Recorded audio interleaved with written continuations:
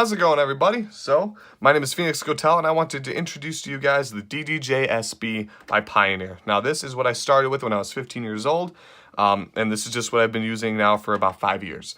And I bring this into clubs. It's great. It's interesting because people are like, oh, you need to upgrade into a better, into get your own decks and the mix in the middle. But for me, I just stuck with this, and through practicing just constantly, I just got really good at it. And this is just what I stick with now. I mean, I really don't even care to adjust. I mean, I'm sure there is a lot more features I could use with more boards, but for the price of like $1,000, it's not worth it. So for me, I'm gonna stick with this. So pretty much a good way to describe this product off the top is that you have everything you need. So you have to adjust your tempos for BPMs for tracks. You can have these right here. Now, in my opinion, these could be a little bit longer compared to most of your DJ boards. These are normally extended maybe to like this length, but this one's very small. But I mean, like I said, for me, it works. And for me, I'm not gonna lie, there's a lot of people that DJ that kind of say, oh, if you sync, you're pretty much cheating. Most people nowadays really do. I'm not gonna lie, I myself do. So if you ever need to really adjust a track that's out of the range here, there is that sync option for you. And also here, I'll even turn it on here. If you plug it in, the lights come on, right? So it has a cool little light effect. And I know going into 2019, DJing is a lot more popular these days than it was before. I think a lot of people now, just for the fun of it, are grabbing boards just like this for the cheaper option, just to be able to spin at their friends' parties, or just, to themselves in the house. I have my big speakers in here that I normally bring to gigs as well. And for me, it's just been, like I said, it's been a very, very useful product that I've been using for a long time now. So over here, you have your key locks. So pretty much anytime you mess with a track, or if you adjust the tempo range, or if you adjust even, any sort of BPM, if let's say the tempo goes lower, right, nice and slow, and then the key lock is off, your voice or sound in your track is going to decrease in the pitch. So it's going to go sound like it's like a deeper voice.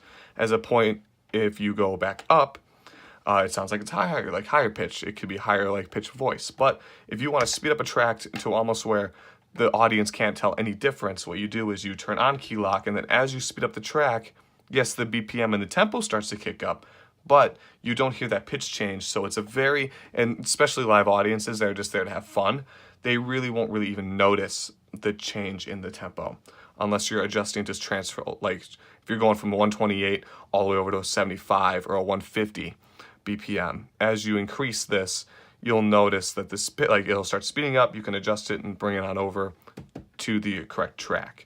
So it's very, very doable with this. You have your highs, your mids, your lows here. The filter, I remember when I was 15, and I remember hearing live DJ sets like Hardwell and Dimitri Vegas and like Mike, and I always thought this filter was the coolest thing ever. So yes, they have it in here. Any sort of cue points if you have your headphones in, and your mic levels are here on the side, microphone plugins.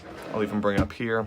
You have, let's see there, bingo. So you can adjust your microphone levels here. This is great if you just want to check over the microphone into the speakers.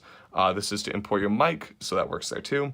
And then your headset. So you can either do, if you have the big headset, like the same plug-in as your microphone, or if you just have the basic auxiliary cable there. So that works for you as well. Up here on top is just very standard. You have your plug-in here, which is just plugs into the computer or laptop. And then here is your right and left auxiliary cord. And then I'll even show you the process of plugging it into my computer. But as I was saying, everything that you need that is necessary to DJ is here. And then you just hop on Serato.com, you get the free program. I still use the free program. I don't pay really for anything, even with the music, and just all that stuff. I like to go the cheaper option, and for me, it's worked very well for a long time now.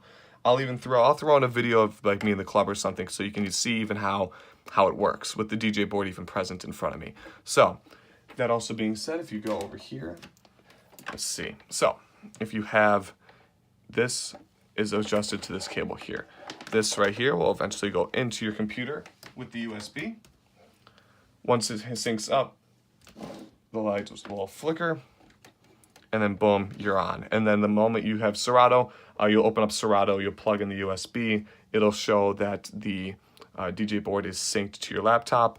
And then I could do a separate video on Serato as well, But Serato, I would say go to another YouTube video, check out how Serato works. If you're completely new to DJing, Like I said, stuck to the free version. I still use the free version now, and I've never had any issues. So also, if you're getting back into the board though, any sort of effects that you want to add to your track are here on both sides of the board. And in Serato, you can select which effects you want to use. So for me, you select 1, 2, or 3 at the same time, and then you increase that while the track is playing.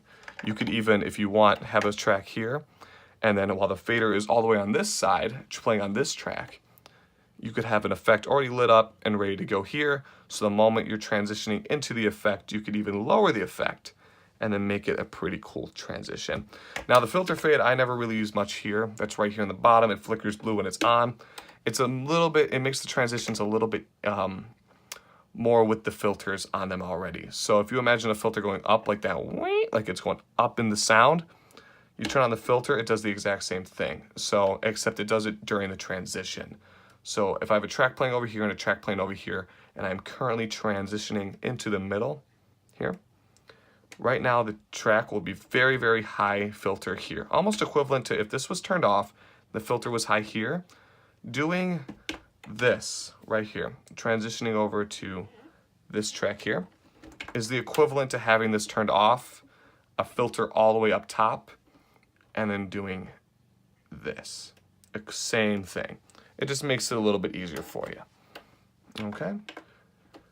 So off the top, there really isn't too much left to cover other than the buttons down here below. So, oh, also, you know what? Let me get back more into the middle of the board here first. All right, so to load your tracks. So originally, if you even want to play a track per side, there are arrows that point in direction here. So the left track being over here, right track being over here. And then as it loads in, you'll see this little effect here as well. Okay, so you'll click play, cue, and then you have your sync, your shift. The shift is pretty much to adjust any sort of, here, actually, let me get into here so these light up too. That'll help out a lot better. So let me get into Serato myself here.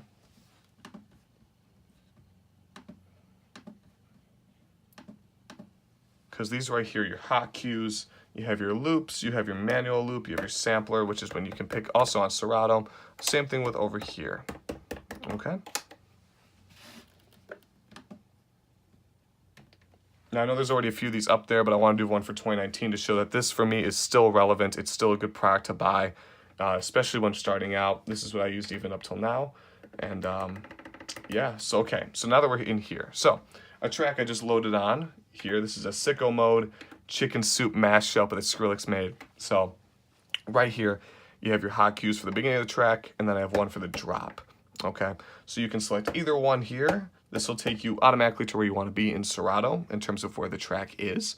So you can be at the beginning of the track, middle of the track. If I want to make a new one, like a little bit further down the line, right there. And then it'll jump all the way around. Okay? So then you have your loops. So if you're playing a track and you want to loop it, I believe it's 1, 2. Yeah, it's a 1, 2 count, 4 count, 8 count. I believe this is 16 as well. So it goes all the way up the line here.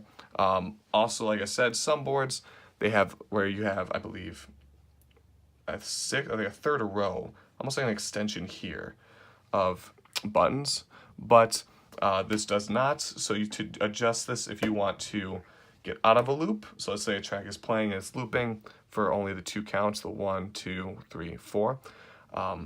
You would just click it, goes away, track plays like normal. Same thing with all the other ones. A manual loop is if you want to start from the top and just adjust the loop count by yourself. So I'm playing a track, you want to go 1, 2, 3, 4, 1, 2, 3, and 4. So it is automatically doing it here. And then you just cut the loop there to get rid of it. Moving on to your sampler here, this you can adjust. This gives you sound options that Serato will choose for you. Like I said, a great way to do this is go into Serato video to see how Serato works, and it'll explain everything, and you'll see easily how it correlates from the board to the laptop.